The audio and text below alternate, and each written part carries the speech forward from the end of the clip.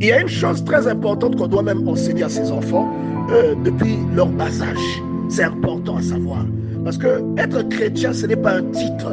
On n'est pas chrétien que de nom seulement. On est chrétien à cause de nos convictions. On est chrétien à cause de ce que l'on illustre. Et c'est ce que l'on illustre qui fait de nous des chrétiens. Vous voyez, c'est comment on exerce notre foi. C'est ça qui détermine notre chrétienté. Et vous savez, Dieu pardonne à ceux qui pardonnent. C'est une chose qu'on doit enseigner à nos enfants depuis leur bas âge. Dieu pardonne à ceux qui pardonnent. Vous ne pouvez pas être plus rigide que Dieu lui-même. Voyez, vous ne pouvez pas être à l'égard de quelqu'un plus rigide que Dieu ne l'est à votre égard. Il y a des péchés que vous commettez, c'est parce que les gens ne vous voient pas. Si les gens vous voyaient, peut-être vous n'aurez même plus la place que vous avez aujourd'hui. Mais Dieu vous voit du haut de son trône. Il vous voit. Malgré tout, il vous pardonne. Malgré tout, lorsque le soleil se lève, ce soleil-là, vous continuez à recevoir ces rayons ultraviolets. Malgré tout, le souffle gratuit que Dieu donne aux êtres vivants, vous continuez à l'avoir, tandis que certains sont accidentés, tandis que d'autres sont allongés à la morgue. Mais vous continuez à avoir le souffle gratuit, alors que vous commettez de fois des choses ignobles. Il y a des personnes qui ont commis des choses si on les exposait. Il y a même des gens qui ont des titres. Il y a même des prophètes, entre guillemets. Il y a même des personnes qui sont vues aux yeux des gens comme des modèles, mais qui font des choses qui ne sont pas normales.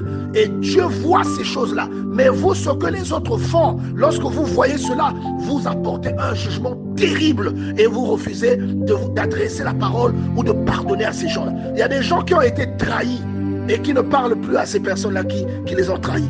Mais est-ce que vous savez le nombre de fois où vous avez trahi Dieu, mais que Dieu continue à vous parler dans les songes?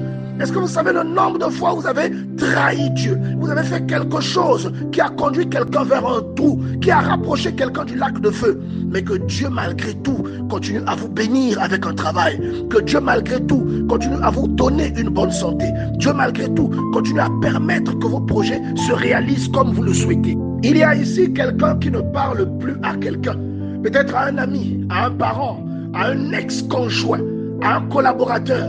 Vous devez écouter cette parole, bien-aimé. Cette parole est pour vous. Marc chapitre 11, verset 27.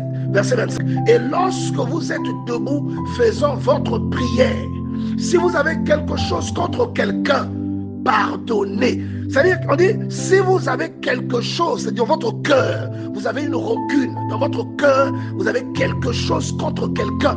Quand vous priez, c'est-à-dire quand vous vous apprêtez à prier, vous avez quelque chose contre quelqu'un. Le Seigneur Jésus vous dit au verset 25, pardonnez, afin que votre Père qui est dans les cieux vous pardonne aussi vos offenses. Le secret de l'exaucement, c'est la sanctification.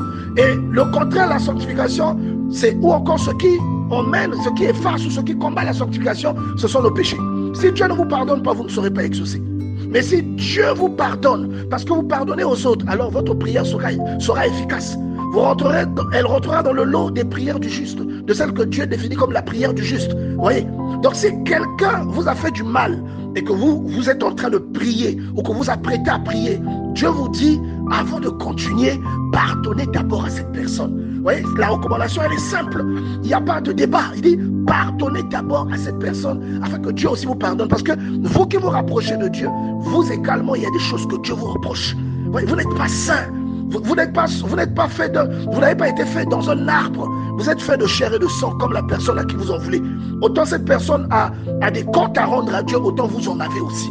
Donc il dit que quand quelqu'un vous a fait du mal, vous devez pardonner à cette personne. Et pire, lorsque vous apprêtez à prier, et là je pense là à toutes les personnes qui ne s'adressent pas la parole mutuellement. Parfois ce sont des frères et des sœurs dans la même maison, ou encore qui appartiennent à la même famille, qui ne se parlent pas, mais quand même qui vont à la prière.